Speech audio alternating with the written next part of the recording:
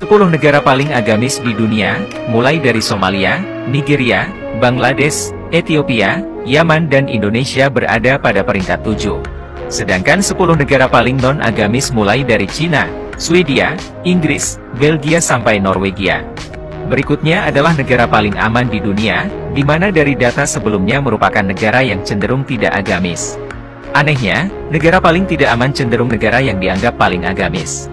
Dari sini bisa kita simpulkan bahwasanya agama tidak menjamin suatu negara itu aman. Salam saudara-saudara yang diberkati oleh Tuhan. Berjumpa kembali bersama dengan saya di channel ini. Apa kabar kita semua? Saya berdoa kabar kita selalu baik-baik saja, dan apapun menjadi aktivitas kita sepanjang hari ini, kiranya Tuhan memberkati kita dengan melimpah-limpah. Amin. Saudara, di dalam kekristenan kita sudah bebas dari perbudakan yang mengatakan jangan pegang ini, jangan pegang itu, jangan lakukan ini, jangan lakukan itu, karena itu adalah suatu perbudakan yang selama ini menghantam banyak orang-orang.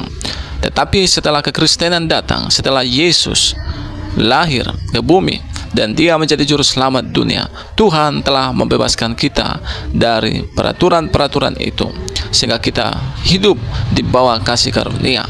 Karena Tuhan tahu ketika kita hidup di bawah kasih karunia-Nya, maka kita akan mampu dan dimampukan untuk melakukan pekerjaan-pekerjaan baik. Kita tidak diperbudak lagi oleh sesuatu hal-hal yang sia-sia, yang tidak akan membawa kemajuan dalam kehidupan kita.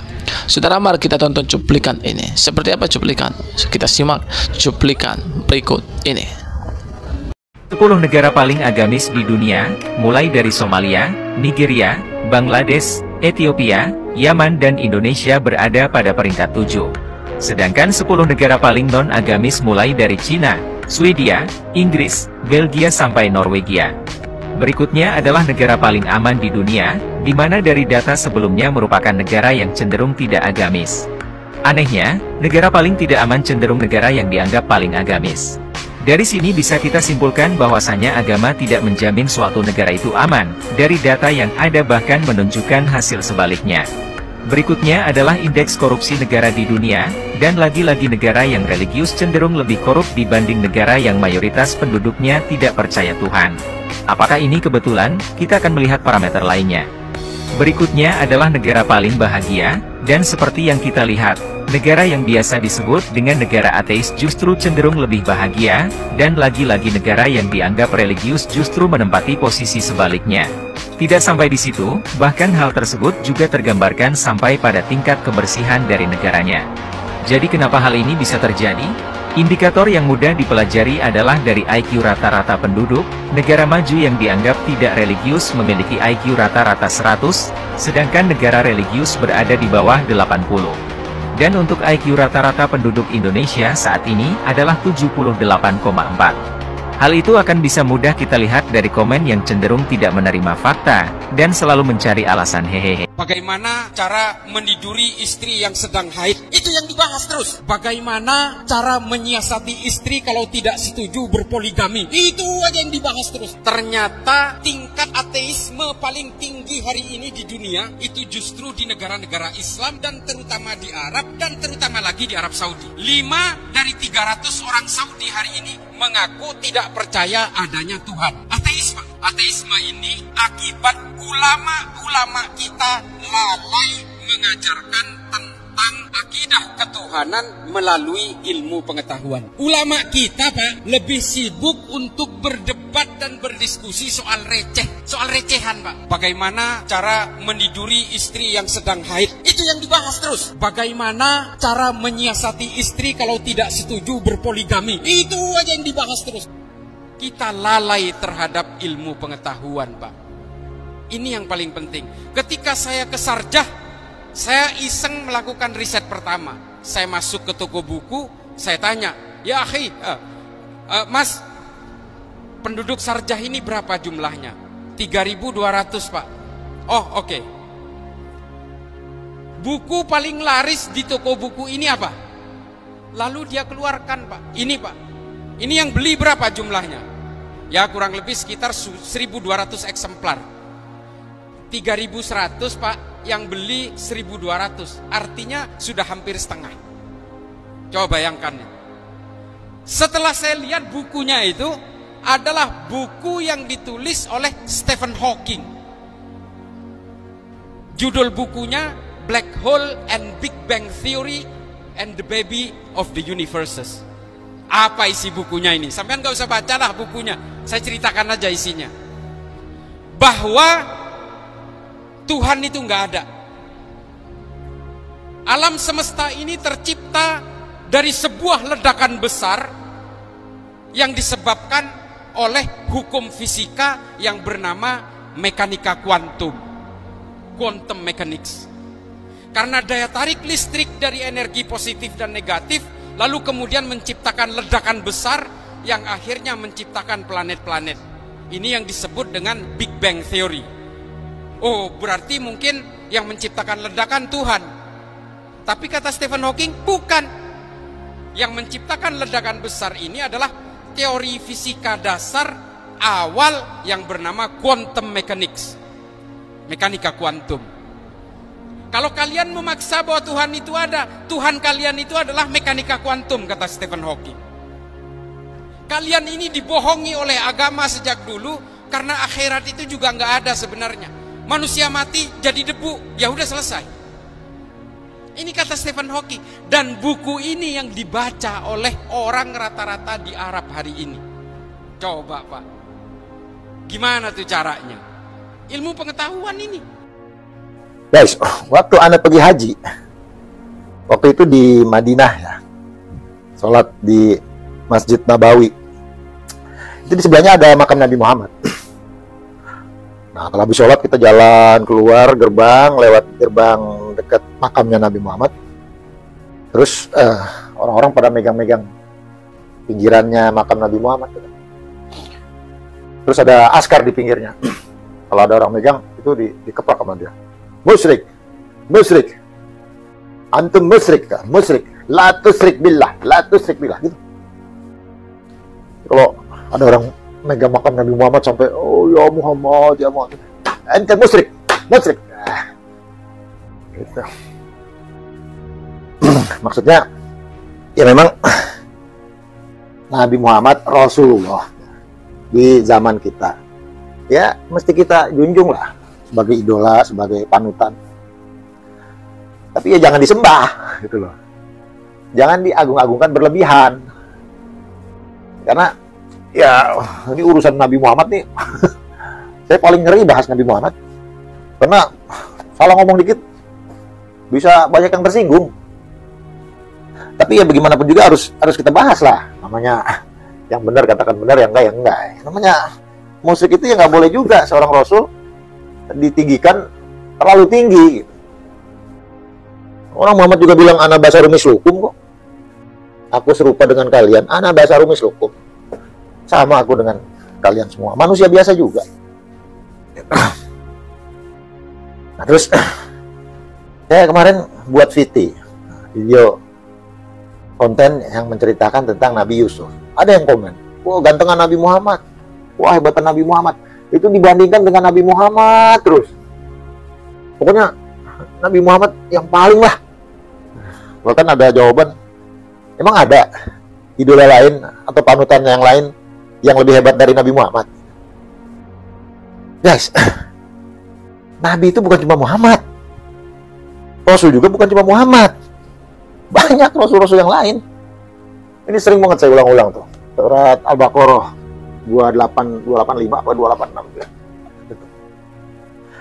Bahwa la nufariqu baina ahadin mir rasuli. Jangan kamu membeda-bedakan antara rasul-rasulku. Nggak boleh membeda-bedakan. Semua rasul nggak boleh. Nggak boleh begitu. Makanya ada pertanyaan, emangnya ada panutan lain selain daripada Nabi Muhammad? Nabi Muhammad sendiri panutannya Nabi Ibrahim. Nabi Muhammad sendiri panutannya Nabi Ibrahim. Suratnya 161. Qul innani hadani rabbi ila siratim mustaqim dinan qiyaman millata Ibrahim hanifah wa ma kana minal musyrikin. Sesungguhnya aku telah ditunjuki pada jalan yang lurus, yaitu jalannya Ibrahim, ajaran Ibrahim. Wa ma kana minal musyrikin, dan Ibrahim tidak termasuk golongan orang-orang yang musyrik. Itu yang ngomong Nabi Muhammad sendiri loh. Sesungguhnya, katakanlah sesungguhnya, innani hadani rabbi ila siratal mustaqim. Aku telah ditunjuki jalan siratal mustaqim. Aku telah ditunjuki jalan yang lurus. Apa siratal mustaqim? Jalan yang benar, ajaran yang benar, ajaran yang lurus. Bukan jembatan yang nanti habis mati ya, yang rambut di belah 7. Nah, itu udah lewat ya, bab itu udah lewat kan. Apa siratal mustaqim? Jalan yang lurus, jalan yang benar. Wa ma kana minal musyrikin, dan Ibrahim tidak termasuk golongan orang-orang yang musyrik. Nah, ini kan menunjukkan bahwa Nabi Muhammad sendiri panutannya adalah Nabi Ibrahim. Qul innani hadani rabbi, aku telah ditunjukkan jalan yang lurus. Apa itu? Jalannya Ibrahim. Nabi Muhammad mencontoh Ibrahim. Nabi Muhammad merujuk kepada Ibrahim. Itu. Musa merujuk kepada Ibrahim. Isa juga merujuk kepada Ibrahim. Muhammad pun demikian kepada Ibrahim. Jadi semua kepada Ibrahim gitu. Jadi jangan bilang oh, Nabi Muhammad paling hebat, paling ini pak. Lanu fariqu baina ahadim mir rasulih. Kan begitu. Udah nggak ada lain lagi. Udah itu aja. Iman kepada Allah, iman kepada Rasul-Rasul, iman kepada kitab-kitab, semua. Rasul, bukan Rasul satu doang. Ya tapi kan edisi yang terbaru Nabi Muhammad. Ya edisi yang terbaru iya Nabi Muhammad, makanya saya pakai Al-Quran juga. Gitu. Tapi para Nabi dan Rasul saling mencontoh, saling mengcopy paste. Ibrahim juga mengcopy paste Nabi sebelumnya, Rasul sebelumnya, sama semua mengcopy paste Rasul yang sebelumnya. Begitu saja, kan simple. Jangan Nabi Muhammad dijadikan apa gitu. Ntar ada tuh teman saya doanya sama Nabi Muhammad, kan geblek namanya. Assalamualaikum warahmatullahi wabarakatuh. Salam sejahtera dan bagaimana cara meniduri istri yang sedang haid, itu yang dibahas terus. Bagaimana cara menyiasati istri kalau tidak setuju berpoligami, itu aja yang dibahas terus.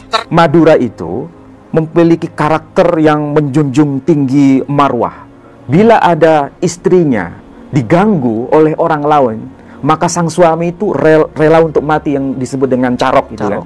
Iya. Ya, saya kira Madura, Mas Prof kan orang Madura. Itu harga diri kan? Harga diri. Jangankan diambil, diganggu saja, itu sampai lebih baik nyawa putih tulang, ya kan? Benar. Artinya rela mati dengan carok itu. Tapi karena ada seseorang misalnya mengaku Habib, dan memang wajahnya itu wajah Arab mengaku Habib. Dia mengaku ya. Ada suami istri misalnya. Suami istri nih. Kemudian si Habib ini misalnya meminta istrinya, istri orang dalam arti diminta, ingin dinikahi, maka sang suami ini mau menceraikannya dulu, setelah itu menikah sama ini dengan alasan apa? Kalau kamu nanti menceraikan istrimu dan istrimu menjadi istri saya, kamu dapat syafaat dari Nabi Shallallahu Alaihi Wasallam, dan istrimu akan melahirkan benihnya Nabi Shallallahu Alaihi Wasallam, dan orang tuanya semua akan mendapat syafaat dari Nabi Shallallahu Alaihi Wasallam. Itu rela dia menceraikan istrinya. Rela. Ini bukan satu kasus, dua kasus, banyak kasus. Astagfirullahaladzim. Sampai seperti itu. Saking kuatnya doktrin ya Ustaz. Dan kalau misalnya itu terjadi, tidak ada beban itu mau carok atau tidak. Gak ada beban. Gak ada beban. Karena apa? Mengaitkan dengan Nabi kita, Nabi Shallallahu Alaihi Wasallam. Jadi yang dijadikan acuan itu syafaat. Ya. Syafaat. Jadi suaminya, yang mantan suaminya itu akan dapat syafaat dari Nabi. Bahkan bukan cuma hal itu, Ustaz. Orang yang sudah mati dalam kondisi fasik, bisa mereka tanggung masuk surga. Gak perlu dijawab deh. Iya. Saya menyaksikan itu. Menyaksikan kan? Ya. Sampai di titik itu kita didoktrin. Kita nggak boleh ada perbudakan ya. Nah, tapi sekarang perbudakan spiritual itu luar biasa. Kolonialisasi masih ada sampai sekarang. Itu problem besar masyarakat kita. Gaya beragama secara primitif itu masih ada sampai hari ini. Bukankah kita ini mengaku sebagai manusia modern? Betul. Tapi gaya beragama secara primitif itu masih terulang dan terus terulang. Dan masih dilakukan sampai sekarang. Sampai sekarang. Siapa yang harus bersuara? Kalau bukan kita. Kalau bukan orang-orang yang punya kepedulian persoalan itu. Kalau semua orang diam, ini akan terus-terusan dikonsumsi oleh publik. Mau apa? Ya, mau apa? Lakukan sesuatu agar hal ini tuh bisa bebas dari tanah kita, dari negeri kita. Yaitu apa? Doktrin-doktrin semacam tadi. Karena doktrin ini sangat berbahaya. Bagaimana cara meniduri istri yang sedang haid? Itu yang dibahas terus. Bagaimana cara menyiasati istri kalau tidak setuju berpoligami? Itu aja yang dibahas terus. Bapak Ibu, pernah nggak pembaca hadis dilarang mengencingi pohon peneduh maupun pohon yang berbuah? Pernah nggak membaca hadisnya? Pernah nggak berpikir kenapa nggak boleh mengencingi? Saya justru tertarik pada Islamnya karena hal yang sepele ini. Nggak boleh ngencingi pohon yang berbuah. Sekarang misalnya Bapak Ibu punya pohon mangga harum manis, terus dikencingin, terus air kencing itu meresap ke tanah, diserap akar, akar ke batang, batang ke daun, bunga, buah. Berarti mangga harum manis rasa kencing. Bener nggak? Saya berpikir ketika itu, luar biasa Islam ini, urusan sederhana kencing. Coba ngencingi pohon nggak boleh. Kenapa?